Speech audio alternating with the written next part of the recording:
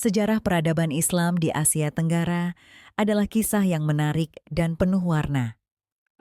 Berbeda dengan banyak wilayah lain, penyebaran Islam di Nusantara ini berlangsung dengan damai. Proses Islamisasi di sini tidak melalui penaklukan militer, melainkan melalui jalur perdagangan, akulturasi budaya, dan dakwah yang persuasif. Ini menciptakan corak peradaban Islam yang unik, mampu beradaptasi dan berdialog dengan tradisi lokal yang sudah ada. Mari kita bahas beberapa teori mengenai masuknya Islam ke Asia Tenggara. Ada teori Gujarat yang menyatakan bahwa Islam pertama kali dibawa oleh para pedagang dari India. Teori Mekah mengaitkan kedatangan Islam dengan para pelaut dari Arabia. Teori Persia menunjukkan pengaruh dari Iran, sementara teori Tiongkok menyoroti peran para pedagang dari Tiongkok dalam penyebaran agama ini. Setiap teori memiliki bukti dan argumen yang menarik, menciptakan gambaran kompleks tentang awal mula Islam di kawasan ini. Selanjutnya, mari kita lihat jalur-jalur penyebaran Islam. Proses ini tidak hanya terbatas pada perdagangan, tetapi juga melibatkan perkawinan antara penduduk lokal dan para pedagang Muslim. Tasawuf juga memainkan peran penting dalam menarik minat masyarakat terhadap ajaran Islam. Pendidikan menjadi sarana untuk menyebarkan pengetahuan, sementara kesenian dan budaya menjadi jembatan untuk menghubungkan nilai-nilai Islam dengan tradisi lokal.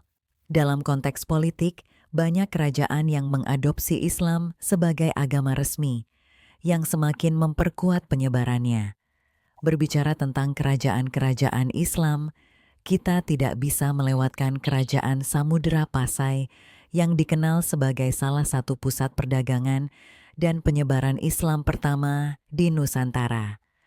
Kesultanan Malaka menjadi pelabuhan penting yang menghubungkan berbagai budaya. Kesultanan Aceh Darussalam dikenal dengan kekuatan militernya dan peranannya dalam mempertahankan Islam. Kesultanan Demak dan Mataram Islam juga berkontribusi besar dalam perkembangan peradaban Islam di wilayah ini. Karakteristik peradaban Islam di Asia Tenggara sangat kaya. Akulturasi budaya terlihat jelas dalam seni arsitektur, di mana masjid-masjid dibangun dengan gaya lokal yang unik. Seni ukir dan kaligrafi berkembang pesat, menciptakan karya-karya yang tidak hanya indah, tetapi juga syarat makna. Sastra Islam juga tumbuh subur dengan banyak karya yang menggabungkan nilai-nilai Islam dengan kearifan lokal. Sistem sosial dan politik pun mengalami transformasi dengan munculnya intelektualisme yang memajukan pemikiran masyarakat. Kesimpulannya, sejarah peradaban Islam di Asia Tenggara adalah sebuah narasi tentang penyebaran yang damai, adaptasi yang cerdas, dan dialog budaya yang dinamis.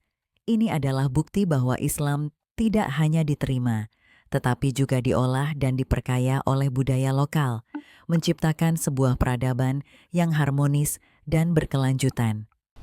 Dari penjelasan video tersebut dapat kita lihat bahwasanya peradaban Islam di Asia Tenggara berkembang melalui proses penyebaran yang damai dan akulturasi budaya lokal yang kuat.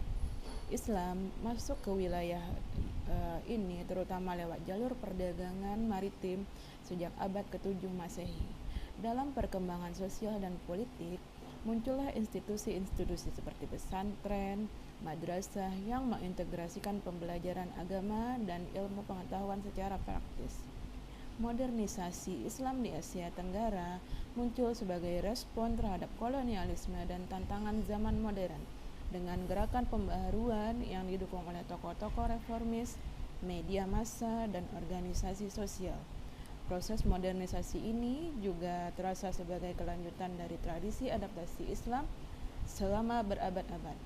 Selain itu, warisan budaya Islam di kawasan ini juga meliputi perubahan dalam bidang hukum, seni, arsitektur, dan tradisi kuliner.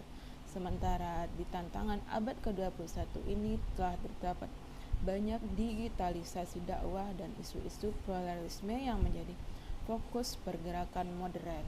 Dari penjelasan di atas semuanya kita dapat merefleksikan diri bahwasanya peradaban Islam itu meninggalkan jejak dalam aspek hukum, seni, dan budaya. Di abad ke-21 ini, tantangan baru yang muncul adalah seperti digitalisasi dakwah, pluralisme agama, dan integrasi sosial yang menjadi fokus pengembangan Islam modern di wilayah ini. Jadi, ringkasnya adalah peradaban Islam di Asia Tenggara itu adalah contoh adaptasi budaya yang harmonis, modernisasi yang berkelanjutan sebagai respon terhadap kondisi zaman dan kebutuhan umat. Sekian video pembelajaran dari saya. Terima kasih. Assalamualaikum warahmatullahi wabarakatuh.